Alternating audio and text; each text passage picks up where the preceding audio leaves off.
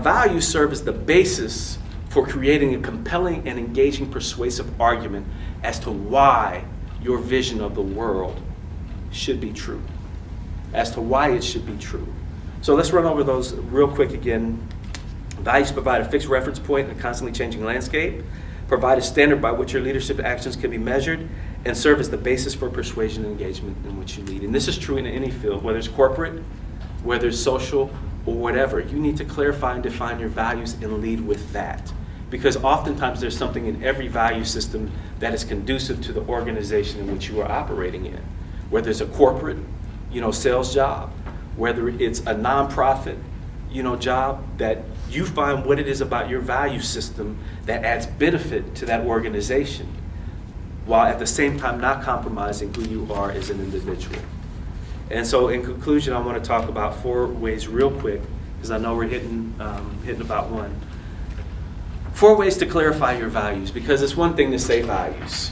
You gotta lead by values. You got to operate on your value system. You got to hold true. But it's another to understand what your value system is.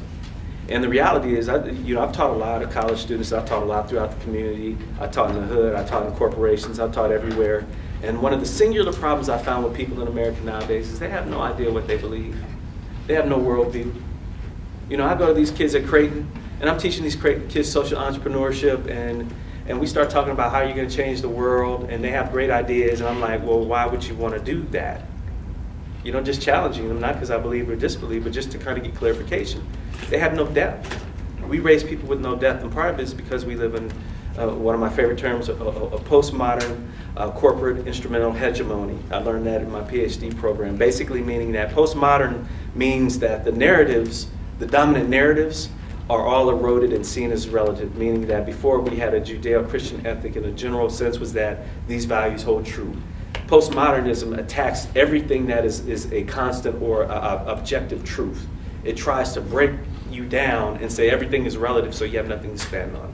Instrumentalism means you're only valued by what you can produce in society.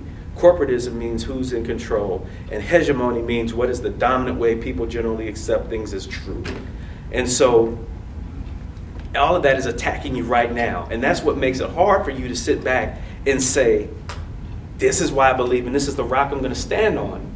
Because everybody now is telling you either explicitly or implicitly that you shouldn't hold to such dogmatic truth. Nobody wants to have legitimate debates on values, on why you should believe this or why you should believe that. We all want to debate the du jour issue of the day. So if it's homosexual rights and gay marriage, we want to talk about gay marriage. If it's immigration reform, we want to talk about immigration reform. We don't want to get into the deeper values of the structure of the American system and why it does what it does. But that's where values are built. And so while we go out and we watch all of these reality shows, they're designed to keep you distracted from creating a substantive value system where you can go out and engage the world and say, I'm doing this because this is what I believe and this is why. And so 4 ways to clarify those values. What creates a strong and compelling emotional response in you? What is it? When you see something happen, what is it that really triggers your righteous anger or your righteous love? What is it that does that for you? Because that's something that is emanating from your value source. It could be something like, we were talking about the video of the little kid that they were cussing at and having to cuss back. It could be something like that. It could be an issue like Trayvon Martin. It could be something very positive. You could see a positive story on the news and say, man, that is so moving. That's the way things should be. So that clarifies it. 2, what things are you willing to sacrifice for, volunteer for, and support that sometimes take you out of your comfort zone? So there's a lot of stuff we won't do outside of our comfort zone, but what are the things that you will actually get up for and do outside of your comfort zone? That's part of your value system. Note that and understand what that is. Take yourself through the why until you get your basic reason. So if I was going to ask Simone, why do you join AAYP and do what you do? And she's going to give me an answer. And then I say, well, why are you doing that? Why do you believe that? Why do you believe that? And if we kept going, there's going to be a certain point where she has to stop and say, because I just believe this is the way the world is and should be run. So once you dig into yourself that much, ultimately you're going to get to a point where you say, this is because I just believe it to be true.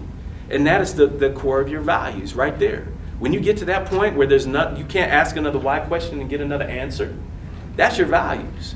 And if we had time, we'd take it through the exercise, and I can show you how that is true. That's called an a priori assumption, a fundamental unprovable belief that you just believe is true because. Then finally, once you get to that understanding and clarification of the things that move you, the things you value, the things that you can no longer ask that question why to, the next is, what is the logic behind your basic reason for holding that belief that can serve as the basis of persuasion? So once you get to that, I just believe this about the world, how do you then make that into a logical argument so that you can convince me, John, King, Simone, whoever else here, that this is the right way that the world should be? And those are things that are going to hold you in good stead and give you a life of constancy and growth. Otherwise, you're just going to be buffered back and forth all the time by whatever else is moving in the wind today. And so I just want to tell you all I love you and I appreciate you. I appreciate the stage of life that you're at. I will support you in any way that is reasonable and rational that I can do it, so don't hesitate to call me if you have questions. And with that, I will turn it back over to the awesome Miss Simone Sanders. Thank you, Dale. Give Dale a round.